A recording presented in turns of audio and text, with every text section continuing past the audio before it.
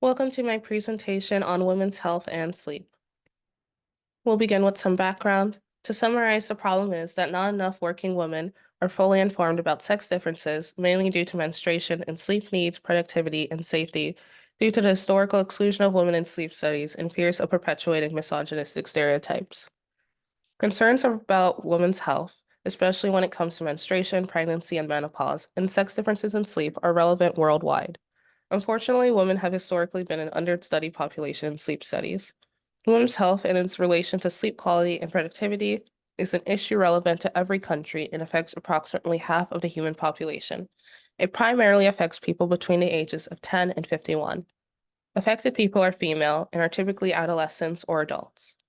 One 2017 study in the Netherlands analyzed the influence of menstruation on workplace absenteeism and presenteeism in 32,748 women aged 15 to 45, making it the largest cohort study to analyze how menstruation affects workplace productivity.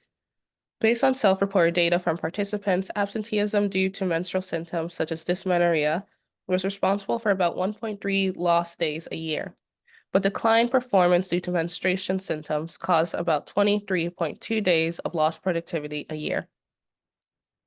Many women experience changes in sleep patterns during the menstrual cycle and pregnancy. For example, some women will experience insomnia after labor, and women who experience changes in sleep patterns after childbirth may also experience depressive symptoms. Before the 70s, there was little inclusion of women in sleep studies, and the inclusion of women became NIH policy in the late 80s and federal law in 1993. With time, there has been improvement in the inclusion of women in sleep studies, which has allowed for insights and possible sex differences in sleep. This includes differences in sleep throughout the lifespan of women and how the menstrual cycle may affect workplace productivity. One study has suggested that women could be more vulnerable to shift work than men. For example, they are at a greater risk of occupational injuries. This may be partially due to familial expectations to look after children during the daytime and to work during the nighttime. Other studies have used sleep tracking devices to monitor sleep patterns in women. One study found an increase in heart rate and body temperature, as well as a decline in sleep duration through these devices in women during the post-ovulatory phase of the menstrual cycle. This relates to our first course concept on how sleep is intrinsically regulated by our bodies. It has been determined in multiple countries that workplace productivity can decrease as a result of absences taken during menstruation. And if women's unique sleep needs continue to be ignored in workplaces and schools, women will continue to be less informed about their own health and safety. This relates to our second course concept on how there is a great struggle between the need for workplace productivity in nations such as the United States and sleep needs of workers.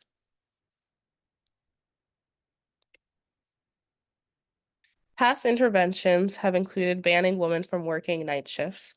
This was a failed policy that was lifted in the 1910s in order to promote economic productivity in the United States.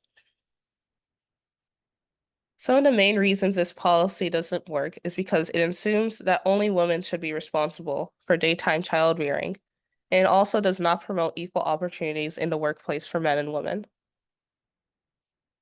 More modern proposed solutions include women using wearable electronics to monitor their menstrual cycle to optimize productivity at certain points before they experience a decline in productivity while menstruating.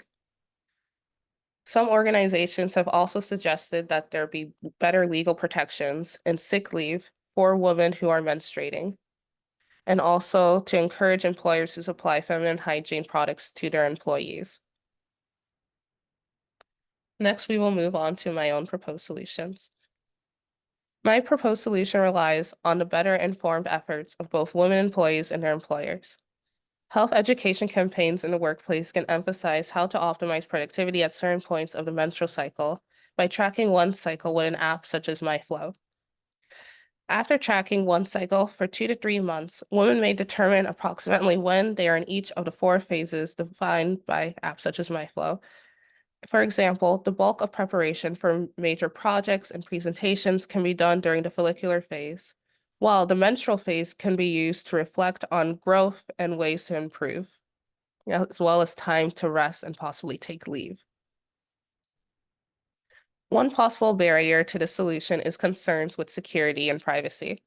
If women are using apps or websites to track their periods, they are at a risk of having personal health information leaked.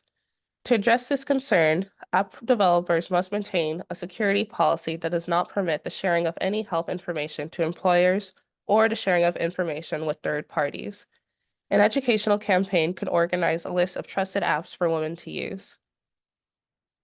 Another potential barrier is that some women may experience extremely irregular periods, making it difficult for them to take advantage of the solution and to complete the tracking exercise. To remedy this, women with irregular periods should consult their physicians on methods of gaining regularity or how to better manage their symptoms with workplace productivity. With the solution, I would expect improved safety and job satisfaction for women, as well as increased productivity in workplaces and improved safety for all workers, regardless of sex. Women will also be more empowered with the information about their own health and be better equipped to manage their own time and bodies. These are the sources that I referenced throughout my presentation. Thank you for listening.